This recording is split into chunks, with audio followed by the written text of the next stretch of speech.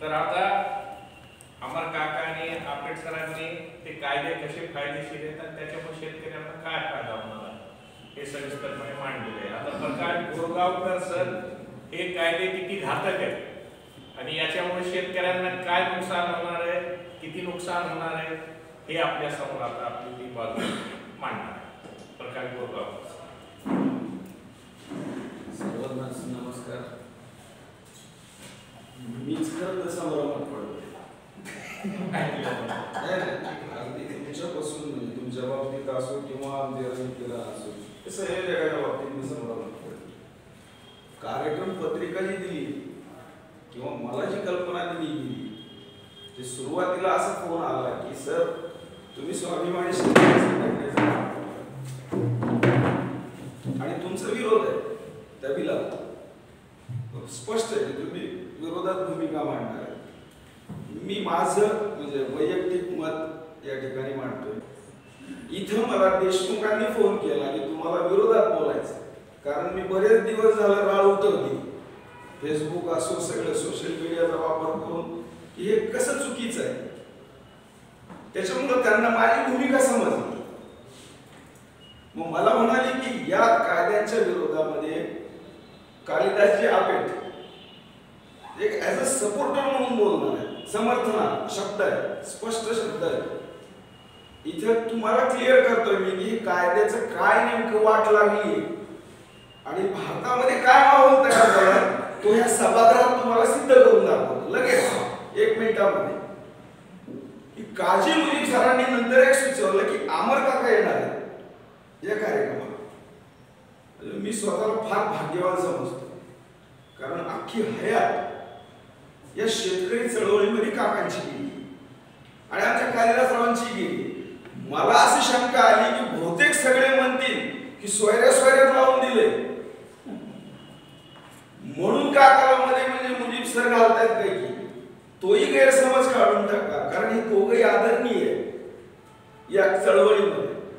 आणि माझ्याबद्दल जर सांगायचं झालं तर इयत्ता 3री मध्ये मी 4 बैली मोटरवर बसून झाले म्हणजे घरच्या आणि इयत्ता 5वी मध्ये 6 बैली नागराला चांगली पलटी आणत होतो. म्हणजे तुम्हाला वाटेल की संगीत क्षेत्रातला आहे पण आजही रानात गेलो तरी तेवढंच कसदार काम करतो. सगळ्या गोष्टीची जाणीव आहे. फक्त हे का सांगतो तुम्हाला की तुमची मनस्थिती ऐकण्याची जी असते ना की अमर काका बोलले ती ब्रह्मरेष आहे. कालिदासराव बोलले अरे 50 वर्ष घातले टेलिव्हिजनमध्ये ती अगदी काळ्या दगडावरची देख आहे. प्रकाश बोलतोय हे जे माइंड आहे ना हे थोडंसं स्पष्ट व्हावं सगळ्यांचं म्हणून सांगतोय. ऍज अ शेतकरी म्हणूनच मी भूमिका मांडतोय. जशी की रवी किरण देशमुखांनी मांडली ते प्रांजळ मत आहे. मी राजकारणी नाहीच आहे. अहो 23 वर्षाखाली नामदार झालो असतो. बरेच गुपित इथं काळ जात आहेत माझ्या नाही व्यक्त झालो कधी. विधान परिषदेची मला केंद्रीय कार्यकारिणीने उमेदवारी दिली जिथं की दगड मी उभा केला तरी निवडून येतो. नाकारली मी ती उमेदवारी आणि संघटनेला ज्यांनी बळ दिलंय त्यांना मी उभा केलं. स्वतःच्या अंगावर पेट्रोल ओतून घेऊन धमकी देऊन उभा केलं का तर त्यांच्या घरातल्यांच्या मी शिव्या खाल्ल्या आमचं घर बुडवायला निघाला म्हणून. आणि मग मी म्हटलं की 6 वर्षानंतर मी होईल परत. 6 वर्षानंतर त्यांना जोर आला की नाही मला परत एकदा निवडणूक लढवायची. म्हणलं राम राम मलाच नको या क्षेत्रामध्ये. आणि राजू शेट्टींनाही मी शब्द दिलेला आहे आयुष्यभर शेतकरी चळवळीत काम करेन. कुठलंही लाभाचं पद स्वीकारणार नाही ना कुठली निवडणूक लढवणार नाही. हे कशासाठी सांगतोय मी की इथे ज्यावेळेला समर्थनार्थ भूमिका कालिदास आपेट मांडणार आहेत हे ज्यावेळेला मला सांगितलं गेलं त्यावेळेला मी दैनिक प्रजापत्राचा दिवाळी अंक काढला. पेज क्रमांक 73 काढा तुम्ही. दैनिक प्रजापत्राचा दिवाळी कधी झाली आहे 2020 ची 4-2 वर्ष झाले का? कधी झाली दिवाळी? आता झाली ना. तुम्ही म्हणता प्रकाश आक्रमक बोलतो. आक्रमक नाही ही भावना अशाच व्यक्त करायची माझी शैली आहे. आता दिवाळी झाली हो. त्या दिवाळी अंकामध्ये पेज क्रमांक 73 वर सन्माननीय कालिदासजी आपेट सरांचा लेख आहे. या केंद्र सरकारची नियत खराब आहे. स्पष्टीकरण आहे त्याच्यामध्ये सगळं. हवं तर मी तुम्हाला आताही देऊ शकतो ते कारण सगळेच अंक सगळ्याच्या घरी जात नाही. मग मला शंका आली की समर्थनार्थ मुजीब सरांनी कसं काय टाकलं? मुजीब सर एज्युकेटेड आहेत. भूमिका सांगायला मी की आंदोलनाची कशी वाट लागली, त्या शेतकऱ्यांना तुम्ही नक्षलवादी म्हणताय, पाकिस्तान मधून पैसा पुरवला म्हणताय.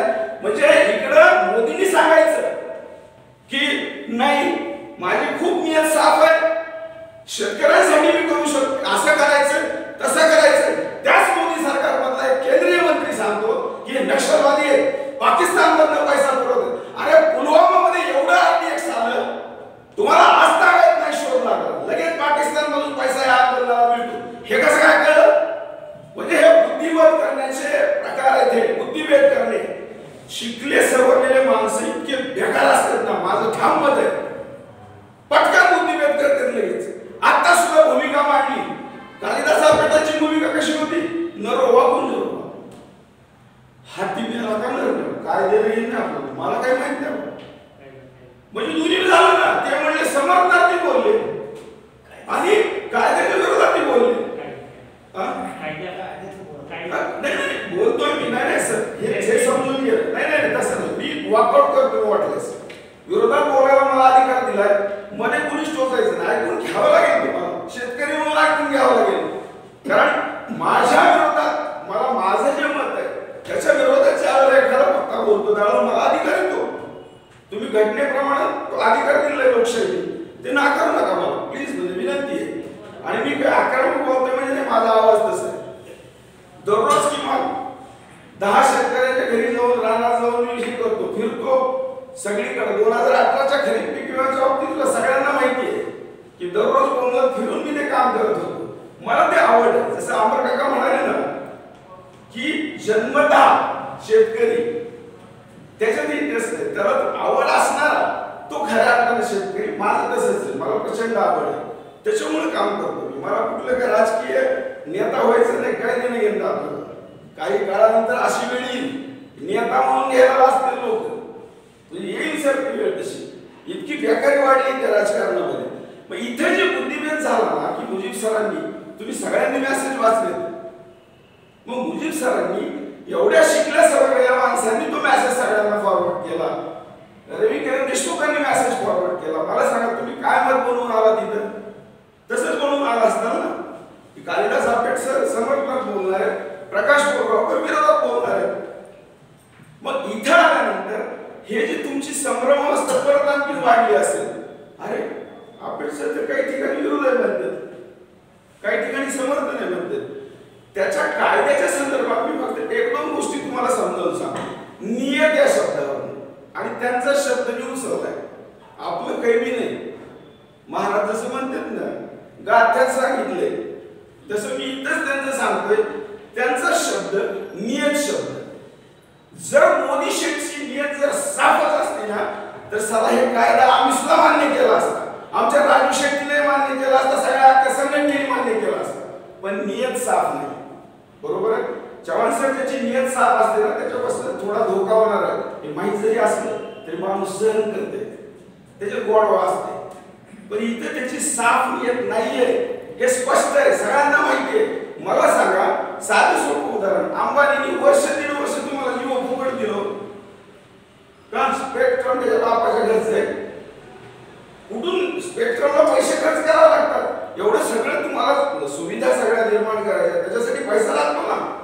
का दिलं फुकट? हा प्रश्न का नाही पडला तुम्हाला कधी की अंबानीने एवढे वर्ष 1.5 वर्ष तुम्हाला जीव फुकट दिली? मी नाही वापरलं जीव फुकट, आपल्याला फुकट वापरायची सवय बी नाही, कधी आयुष्यात वाटेल तिकीट बी काढली नाही. कधी घरी चिरंजीवी येत आहे विचारा जीवाचं वापरलं कधी? फुकट नाही वापरणार म्हणतो. तो फुकट द्यायला म्हणजे काहीतरी याची नियत बेकार आहे. सगळं फायबर ऑप्टिकल कशाचे वापरले, कुठले वापरले कधी विचारलं तुम्ही? बीएसएनएलचे वापरले, बीएसएनएलच्या बऱ्याच गोष्टी वापरल्या. बीएसएनएलचे सगळे ग्राहक कन्वर्ट केले इकडे, ह्याच्यामध्ये जिओमध्ये पोर्ट करून घेतले, बीएसएनएल संपवली आणि आज 51% शेअर्स बीएसएनएलचे विक्रीला काढले, सगळ्यांना माहिती आहे. मग त्या भांडवलदाराचा डोळा त्या बीएसएनएलवर नाहीये की बीएसएनएल पुढे खूप वाढवायची आहे. आयुष्यच किती आहे बीएसएनएलचं? 20 वर्षाचं. त्याच्यात मोदी शेठला येऊन झाले 6-7 वर्ष. प्रचंड एवढी म्हणजे प्रॉपर्टी उभा राहिली मागच्या 13 वर्षात. फक्त एवढे लाख कर्मचारी घरी पाठवले तुम्ही. कशासाठी? भांडवलदाराच्या घशामध्ये ती बीएसएनएल घालण्यासाठी. आणि त्या अदानीला बीएसएनएल मध्ये इंटरेस्ट नाहीये. इथं शिवाजी चौकामध्ये जी बीएसएनएल ची बिल्डिंग आहे ना, त्या मालमत्तेवर त्याचा डोळा आहे. तिथं त्याला त्याचे मॉल उभा करायचे. हे नंतर ही तुम्हाला काय सांगायलोय की मोदी शेठची नियत खराब आहे म्हणून सांगतो. जशी बीएसएनएल संपवली, आता काल परवाच उदाहरण मी हसलो मी, एअर इंडियाला स्कीम काढली मोदी शेठनी. काय स्कीम काढली? ज्येष्ठ नागरिकांना निम्म तिकीट. कुणाच्या बाबतीत स्कीम काढली? सगळे शिकलेले वाचता तुम्ही सगळे, प्रश्न पडतात का नाही तुम्हाला मला माहित नाही, मला पडतात प्रश्न. एअर इंडियाला स्कीम काढली का? जे एअर इंडिया प्रचंड तोट्यामध्ये, आज त्याची कंडिशन अशी आहे, त्या एअर इंडियासाठी स्कीम काढली. म्हणजे बाईच्या जीवावर, आईच्या जीवावर बाई उदार. पुन्हा ती एअर इंडिया आणखी खराब घालायची आणि लगेच दुसरा कोणता तर उद्योगपती गाठायचा, घे तुला. त्या उद्योगपतीला ती एअर इंडिया पुन्हा उभी करण्यात इंटरेस्ट नसतो. त्याची स्थावर मालमत्ता बळकवायची असते. प्रचंड मालमत्ता आहे, स्थावर मालमत्ता एअर इंडियाकडे. मग ही जी नियत आहे ना, मी ह्या कायद्याकडे येतोय, ही तशीच नियत आहे ना. बाजार समित्या संपवायच्या. मला काँग्रेसवर प्रेम आहे म्हणून बोलायला ही गैरसमज काढून टाका. मी अमर काकांनी जे सांगितलं त्याच्यात फक्त एक दुरुस्ती, म्हणजे दुरुस्ती नाही करत, ऍड करतोय. 18 जून 1951 ला जे कलम 9 परिषद त्याला म्हणतो ना आपण, की जे त्याला कोर्टाने कुठं समजा हे करतात, दाद मागता येत नाही. अमर काका 288 कायदे त्याच्यामध्ये निर्माण केले, बरोबर आहे? 288, त्याच्यातले 250 कायदे शेतकरी विरोधी. मी अमर काकाला ह्याच्यासाठी मानतो की अमर काका बुडात घुसून त्याचा अभ्यास करतात. मी त्याचा विरोधक नाहीये. मी काय स्वाभिमानी शेतकरी संघटनेचा म्हणजे काकाचा विरोध करतो किंवा कालिदासरावचा विरोध करतो. व्यक्तिद्वेष नाही आहे मला, आणि मी कधी बाळगणारही नाही, कारण मी अंधभक्त नाही. व्यक्तिद्वेषावर सगळं राजकारण चाललंय. अमुक असं करतोय, मग झालं त्याची आखी संघटनाच बदनाम करा. तमुक तसा करतोय, सगळा त्याचा पक्षच बदनाम करा. हे जे चाललंय ना, व्यक्तिद्वेषामुळे केवळ हे आंदोलन बदनाम होत आहे. मला सांगा, इथं शेजारच्या गावात येऊन 10 माणसं सोबत घेऊन जायचं म्हणले. सध्याच्या काळात कोरोनाचा विचार करा, लग्नाला हो 50 माणसं घेऊन जायचं मुश्किल झालं. ही ना गेलं कोणी, किती बी चांगली एसी गाडी काही सुविधा करा, लवकर ही ना गेले. लाखो शेतकरी येड लागले त्याला, का हाकून आणले ते लेकरा बाळा सगळं. तुम्हीच स्वतःला प्रश्न विचारा, कुठला राजकीय नेत्यामध्ये एवढी ताकद आहे एवढे सगळे लाखो लोक तिथं आणू शकतो, किंवा कुठल्या भांडवलदारामध्ये ताकद आहे एवढे लाचार झाले का आमचे शेतकरी? असा तुकडा टाकला की चल महिना आंदोलनाला येतील इतका स्वाभिमान घाण ठेवला का शेतकऱ्यांनी आमचा? मग त्यांना बदनाम नका करू. तुमच्यात हिंमत आहे ना, तर तुम्ही त्याच्या समर्थनात त्याच्यापेक्षा दुप्पट माणसं आणून दाखवा. दुप्पट सोडा, त्याच्यापेक्षा 10% आणून दाखवा ना. मी चॅलेंज करतो तुम्हाला. पण असं नाही, बुद्धिभेद करायचा, काहीतरी म्हणायचं आणि बस लोकांना संभ्रमात टाकायचं. इथं तुम्ही सगळे भले सगळे म्हणताय की तुम्हाला काय माहितीच नाही, वाचलाच नाही. हे आता तुम्हाला माहिती, म्हणजे काय नेमकं घडली घटना तुमच्या बाबतीत तुमची तुम्हाला माहिती. मला सांगा, हमी भावाची आठ टोटली उडवली. तुम्हाला वाटत नाही का अन्याय म्हणून? कुठला शेतकरी गपची बस जेव्हा सर तुम्ही टोकलत मध्ये त्यांना की हमी भावाबद्दल तुमचं काय मत आहे म्हणाला तुम्ही, बरोबर आहे? बाजार समिती तिथे चालतो आणि बाजार समितीच्या बाहेर खरेदी करणारा. सर मला काय म्हणायचंय की तुम्हाला हे म्हणतायत की आमचे शेतकऱ्याचे लेकर खरेदी करतील, शेतकऱ्याचे लेकर उद्योग, कशाचे उद्योगपती होतील देवा, त्याच्यात आठ टाकल्या हो 3 दिवसात पैसे द्यायचे. मोदी सरकार येणे नाही, शातीर दिमाग आहे. 3 दिवसात पैसे द्यायचे. मला सांगा, गब्बरपणा माणूसच फक्त करील ना, त्याचा नाही उतरल. गब्बर असलेला भांडवलदार उतरला तिथं. ती आठ त्याच्यासाठी टाकली. हमी भावाचं जसं बीएसएनएलचं झालं, बीएसएनएल दिवाळखोरीत काढली. आता जिओ ओव्हरसेल झालं सगळं. आता जिओचा भाव सांगा बरं, किती गोड वाटतंय. रिचार्ज करायला गेले की फुकट वापरलं 1.5 वर्ष, आता गेले की सगळ्यात जास्त भाव त्याचाच आहे. ही सायकॉलॉजी लक्षात घ्यावं तुम्ही. तिथेही तसंच होणार आहे. मी अफवेवर जात नाही. बरेच जण म्हणते त्या अडाणीने पानिपतमध्ये एवढी जमीन घेतली आहे, गोडाऊन उभा केली, त्याला काय स्वप्न पडलं होतं का हे मी सांगितलं असेल. आपण गेलोच नाही तिथं, बघितलंच नाही तर आपण काय सांगा त्याला गोडाऊन उभा केले का किंवा नाही ते. पण हा जो धोका आहे ना की सुरुवातीला एखाद दुसरं वर्ष जोपर्यंत बाजार समितीचं अस्तित्व टोटल नेस्तनाबूत होत नाही तोपर्यंत हे भांडवलदार तुम्हाला पैसा देणार आहेत, नाही म्हणत नाही मी. आणि ज्या वेळेला बीएसएनएल सारखं अस्तित्व संपुष्टात येईल त्या बाजार समितीचं, जिथं हमी भाव नाही मिळणार आहे, हमी भाव म्हणजे लई नाही हो, स्वामीनाथन आयोगाचा आम्ही त्याच्यामुळे बोलतो की बाबा शेतमाला उत्पन्नावर आधारित खर्च प्लस 50% सांगितलं की आता आपेट सरांनी सांगितलं, मोदी शेट्टी सांगितलं होतं 2014 मध्ये. काय झालं नंतर पलटी मारली लगेच. इथं मला सांगा भांडवलदार तर अमर काका म्हणले ना, त्याला इंटरेस्ट कशात आहे, तुमच्या शेतीत आहे का, त्यांचेच वाटे घ्यायचे माझं काही घ्यायचे, त्याला इंटरेस्ट कशात आहे, व्यापारात आहे, बरोबर आहे, शेतीत काही संबंध नाही तुम्हाला. मग मला सांगा त्यानं 1-2 वर्ष बाजार समिती मोडीत निघाली पुन्हा कसं आहे, हे बघ एवढ्यात आहे देणारच का, चल पुढे होणार ते. आणि त्याच्या पुढचा धोका मी एक सांगतो तुम्हाला, लय चांगलं वाटायला आपल्याला, शेतकऱ्याला 4 पैसे आगाव मिळतील, शेतकऱ्याला 4 पैसे आगाव मिळतील, हे जे तुम्हाला जे स्वप्न दाखवलं चाललंय ना, सामान्य माणूस सुद्धा भरडला जाणार आहे. अंबानी शेठ तो कोणता, तो फेसबुकचा कोण तो झुकेरबर्ग, काहीतरी मार्क झुकेरबर्ग बरोबर बोलताना भारतातल्या माणसाचं दर उत्पन्न किती सांगतोय, वाचत असता की तुम्ही, कसं काय आता सुचाले हो, आताच कसं काय सुचाले, आंदोलनावर सुद्धा बोलला तो, हिंचा जीव इथं आलाय कंटाळा, ही शेतकरी काय करतील की आता मागं घ्यावं लागते की कायदा, आणि मागं घेतात त्याची गोष्ट 8-8 कोटीची एक सभेचा खर्च होता शेठचा. ज्यावेळेस सुरुवातीला त्यांनी कॅम्पेन केलं, सगळ्याला माहिती आहे कुठून आला पैसा एवढा, दिवसातून 5-5 सभा केल्या, मला नवलच वाटायचं. मोदी तर म्हणते मी निवड संन्याशी माणूस आहे, मग दिवसाला 50-50 कोटी कुठून खर्चले, मग ही परत फेड आहे हो. साधं सोपं शेवट्या पोराला कळते गणित सगळं. आणि मी शेतकरी म्हणून सांगतो, मी राजकारणी नाही, काही संबंध नाही आपल्या राजकारणाचा. मला जी जाणीव होते की असा धोका आहे पुढं, हे उद्योगपती, हे भांडवलदार, मोदी अडाणी किंवा त्यांचं नाव घेत नाही मी, अंबानी कुमारी, पण असे भांडवलदार, कारण आपल्या गल्ली बोळात बी आहेत तसे भांडवलदार पिळणार, ते काय फक्त अंबानीचं असं नाही, गल्ली बोळात बी भरपूर अंबानी अडाणी आहेत ना, हे सगळे पिळून म्हणजे शेतकऱ्यांची पिळवणूक करणार आहेत. आणि दुसरी गोष्ट साठवणुकीचा जे मुद्दा आहे, आपेट सरांनी नाही सांगितलं स्पष्ट करून, काकांनी समजा ओझर सांगितलं असं साठवणुकीचं, याच्यावर कोणीच बोललं नाही.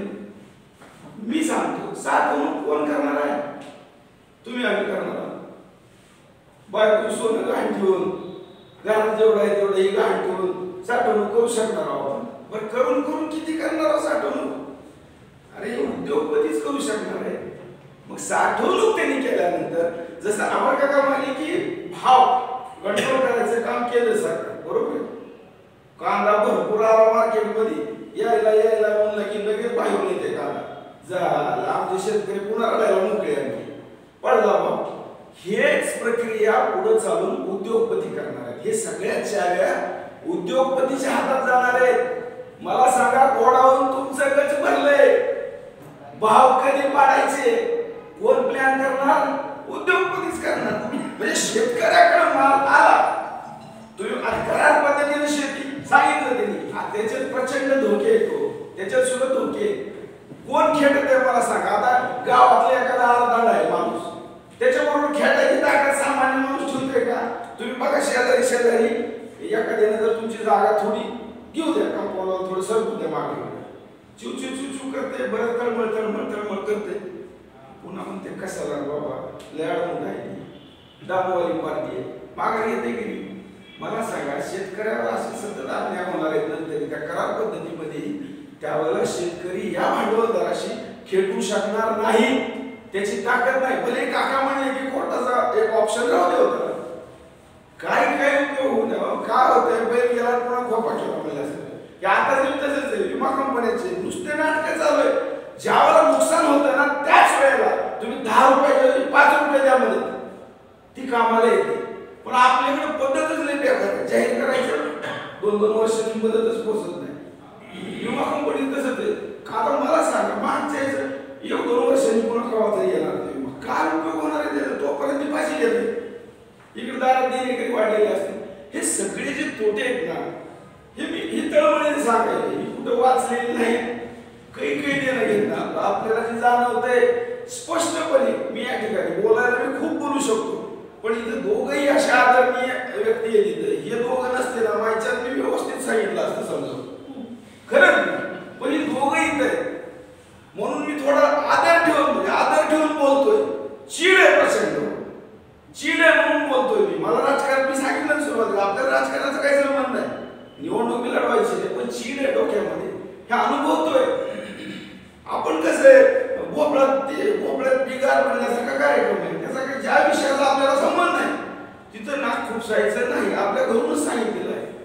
बऱ्याच वेळा ते विनोद फिरतो ना गर्दीत जाऊ नका म्हणून सांगितलं घरून. तसा कार्यक्रम आहे. असं शेती हे चालतं दिल्ली आंदोलन काय दिलं घेईन ना आपल्याला सगळ्यांनी आपोआप बसवली. पंजाबवाले हरियाणावाले पंजाबवाले हरियाणावाले आणि तिकडचं आंदोलन आपला काही संबंध नाही. अरे तुम्ही आता सुपात हवं ती जातात भरडायला म्हणून वाटत तुम्हाला तुम्ही बी सुपातच जा. त्याच कायद्याचं तुम्ही भरडले जाणार आहेत ना. ही जागृती करायची दिली सोडून लोकांमध्ये सारखं बुद्धी भेद करत फिरायची. ही बरं आहे जरा पण जरा इथं थोडं जरा कसं तरी ही बरं आहे इथं जरा ठोकून सांगा ना हे चुकतंय तुझं म्हणून तुझी नियत खराब आहे म्हणून स्पष्ट बोला ना तर तिथे ताकद मिळते आंदोलनाला. तुम्ही त्याला सारखं टोचून त्या आंदोलनातली हवा काढायचा प्रयत्न करायला पण आंदोलनातली हवा निघणार नाही.